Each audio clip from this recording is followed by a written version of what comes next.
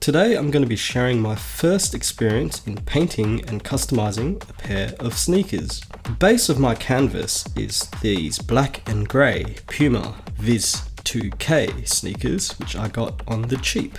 Let's dive into the process. Utilising the cheapest acrylic based paint I could find, I first tackled the compression moulded EVA midsole, painting it black. This part was straightforward and turned out quite well. Next, I masked off the iconic Puma form stripe. I decided to paint these dark green, but it took several coats and tested my patience.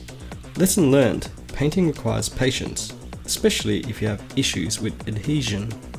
One key takeaway, always have a clear vision or plan. Initially, I wanted a warplane with the shark teeth, but midway, I switched to a Boba Fett theme. I mixed some red and black, but blending the colours was tricky. I struggled with getting the right consistency, but coverage was relatively easy on these spits. Each portion of this particular shoe is made of different synthetic materials, so it was difficult to know how the paint would react to each section.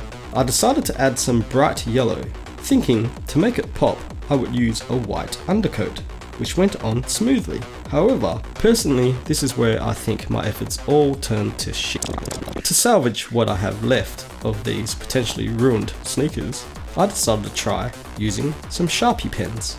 Surprisingly, a silver Sharpie pen worked quite well on the upper and toe vamp, as well as adding some cool accents. Then I thought a lighter seafoam green would suit this design, so I painted over the section of the midsole. Unfortunately, more brush bleed occurred, complicating this process further.